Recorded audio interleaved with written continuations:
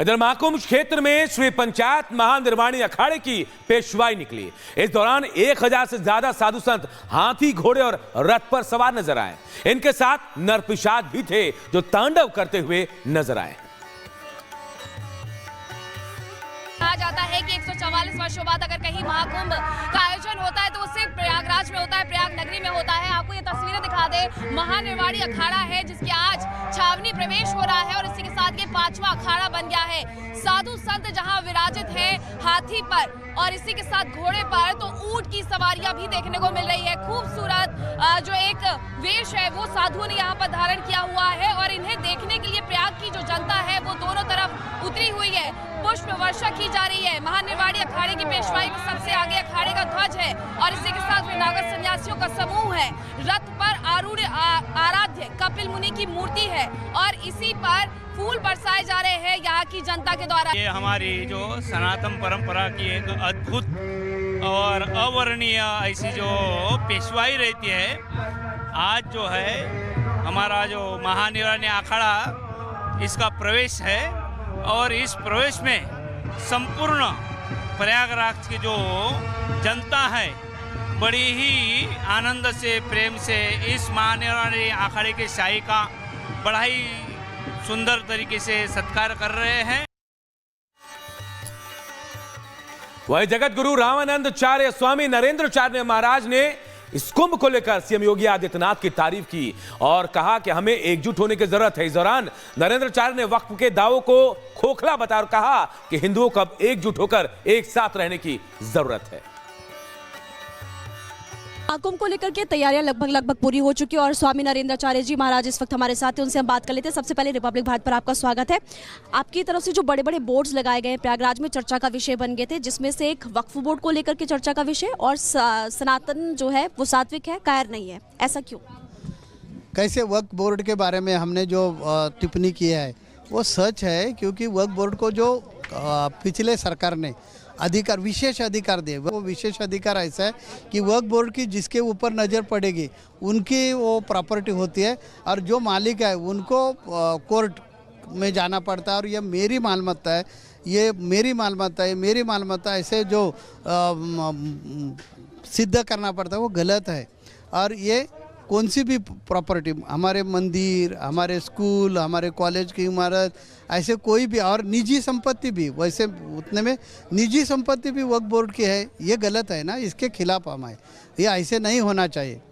तो हिंदुओं को एकजुट करने के लिए भी आप संदेश लगातार दे रहे हैं और इसको लेकर के हमने देखा है अमूमन राजनीति भी होते आई है, तो ऐसे लोगों को क्या संदेश देंगे आप? उसमें राजनीति होना नहीं चाहिए, क्योंकि हम 2005 से हिंदू धर्म खतरे में, ये मेरी घोषणा है और सभी हिंदुओं में एकता हो। ऐसे 2005 से अनेक कुंभ में, हरिद्वार के कुंभ में दिया घोषणा, ये हमने उज्जैन के कुंभ में दिया, नासिक के कुंभ में दिया, ये प्रयागराज में भी कुंभ में दिया था घोषणा। तो इसमें राजनीति आना नहीं चाहिए, हिंदू लोगों ने संगठित होना चाहिए और अपना धर्म का रक्षण करना चाहिए। और महाकुंभ में इस बार अच्युतेश्वर महादेव विराजमान हो रहे हैं और इसके लिए नर्मदेश्वर शिवलिंग की स्थापना की जा रही है। कहा जा रहा है कि जब महाकुंभ शुरुआत होगी इसकी, उसी दिन से इसका रुद्राभिषेक शुरू हो जाएगा।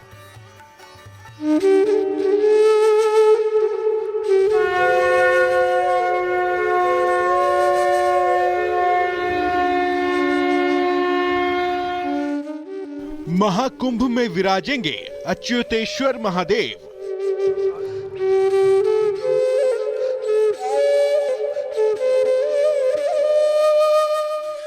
नर्मदेश्वर शिवलिंग की स्थापना।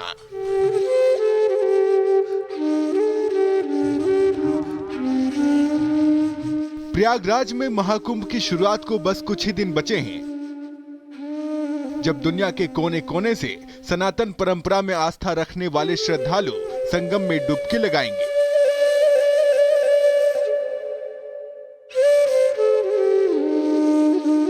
ये हुजूम एक साथ नदी की धारा में आस्था का स्नान करेंगे और स्नान के वक्त हर हर गंगे का उद्घोष भक्ति का संचार करेगा। महाकुंभ में इस बार अच्युतेश्वर महादेव विराजमान होंगे।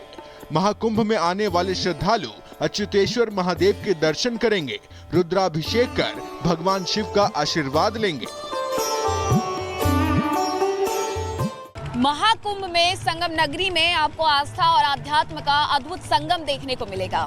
आस्था के प्रतीक माने जाते हैं भगवान शिव, और भगवान शिव की जो ज्योतिर्लिंग है वो जगह जगह विराजित की गई है। मेरे ठीक पीछे आप जो शिवलिंग देख रहे हैं ये 6 टन वजनी है, और 6 टन वजनी होने के साथ साथ 21 फीट की ऊंचाई पर विराजित है, और शिवलिंग खुद 11 फीट है। और यहाँ पर सबसे ज्यादा खास ये रहने वाला है कि शिवलिंग के ठीक सामने सप्त ऋषि भी विराजित होने वाले हैं।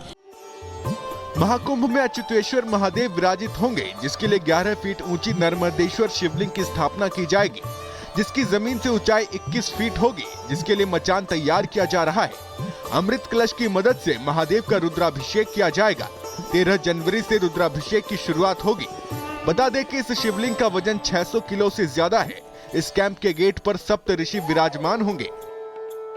नर्मदेश्वर शिवलिंग भगवान शिव का एक रूप माना जाता है। यह शिवलिंग मध्य प्रदेश में बहने वाली नर्मदा नदी में पाया जाता है।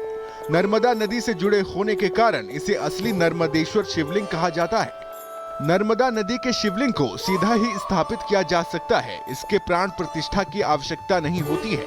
हम लोग आए हैं श्री स्वामी भूमानंद तीर्थन्यास संस्थान हरिद्वार से, एक शंकराचार्य परंपरा की संस्था है अपनी। श्री स्वामी अच्युतानंद तीर्थ जी महाराज जी के शिष्य हैं। ये शिवलिंग महाराज जी ने नर्मदेश्वर शिवलिंग है, नर्मदेश्वर भगवान है, नर्मदा से ओंकारेश्वर से लेके आए। इनको यहाँ पे 13 जनवरी से लेके रुद्राभिषेक होगा पूरा। ये प्राण प्रतिष्ठा करने की जरूरत नहीं पड़ती है, प्रतिष्ठित नर्मदेश्वर शिवलिंग है। इस शिवलिंग को मध्य प्रदेश से मंगाया गया है। हरिद्वार के स्वामी भूमानंद निकेतन की ओर से महाकुंभ में शिवलिंग को स्थापित किया जा रहा है। 13 जनवरी से कुंभ में हर दिन शिवलिंग का रुद्राभिषेक होगा। Bureau report, Republic Bharat.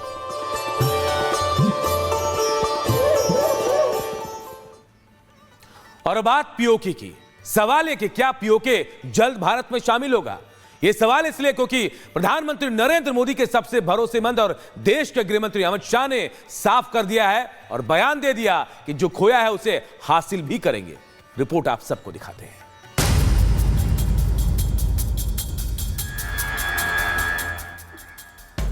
कि जो कुछ भी हमें गवाया है वो हम जल्दी प्राप्त कर देंगे। ये संकल्प बताने के लिए काफी है कि नए साल में कुछ बड़ा होने वाला है। लगता है कुछ ऐसा होने वाला है जो अब तक नहीं हुआ है। 75 साल की आजादी के बाद एक बार फिर लगने लगा है कि जो भारत का एक टुकड़ा बेईमानी से हड़प लिया गया था वो जल्द ही वापस मिलने वाला है। यकीन न हो तो एक बार फिर सुनिए देश के गृह मंत्री का ये बयान कि जो कुछ भी हमें गवाया है वो हम जल्दी प्राप्त कर देंगे। पूरा विश्वास है। न केवल भौतिक विकास, कश्मीर की सांस्कृतिक ऊंचाइयों को भी हम बहुत जल्द प्राप्त करेंगे। आधुनिकता को तो स्वीकारेंगे ही, मगर हमारा चीर पुरातन जो गौरव है उसको भी प्राप्त करेंगे। इतिहास के वो अमर पन्नों को फिर से एक बार सृजित कर कर जमीन पर उतारने का काम भी कश्मीर की जनता करेगी, इसका मुझे पूरा विश्वास है। ऐसा नहीं है कि अमित शाह ने पहली बार पीओके के लिए हुंकार भरी हो। इससे पहले भी अमित शाह ने पाक अधिकृत कश्मीर के लिए जान देने की बात कह चुके हैं। जम्मू एंड कश्मीर नहीं मानते हो क्या? एग्रेसिव ना हो, जान दे देंगे इसके लिए। क्या बात कर रहे हो आप? एग्रेसिव होने की क्या बात कर रहे हो?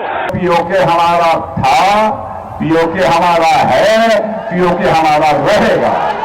जम्मू कश्मीर में धारा 370 जब से खत्म हुआ है तब से ही कश्मीर लगातार विकास के पथ पर आगे बढ़ रहा है। आतंकियों का मिशन जिहाद लगभग खात्मे पर है। कश्मीर के युवा मुख्य धारा से जुड़ रहे हैं। हालांकि अभी भी कुछ आतंकी संगठन युवाओं को भड़काने की कोशिश कर रहे हैं, लेकिन प्रशासन की सख्ती आतंकियों के मंसूबों पर पानी फेर रही है। धारा 370 ने ही घाटी के युवाओं के मन में अलगाववाद का बीज बोने का प्रयास किया। धारा 370 ने भारत और कश्मीर का जुड़ाव टेम्पररी है ऐसा एक भ्रांति फैलाने का काम किया, जिसने अलगाववाद के बीज बोए जो आने वाले दिनों में आतंकवाद में परिवर्तित हुए। कश्मीर का विकास दशकों तक पीछे चला गया और कश्मीर के अंदर सालों तक आतंकवाद का नंगा तांडव होता रहा और देश मूक दर्शक बनकर देखता रहा। मित्रों, धारा 370 समाप्त होने के बाद आतंकवादी घटनाओं में 70% से ज्यादा कमी हुई है। वो ये सिद्ध करता है कि धारा 370 आतंकवाद की पोषक। एक तरफ कश्मीर विकास की डगर पर निकल पड़ा है, तो वहीं दूसरी ओर पीओके के लोग भी भारत में शामिल होने को बेकरार हैं। ऐसे में साफ है कि वो वक्त जल्द आने वाला है जब पीओके भी भारत का अभिन्न अंग होगा। Bureau report, Republic Bharat.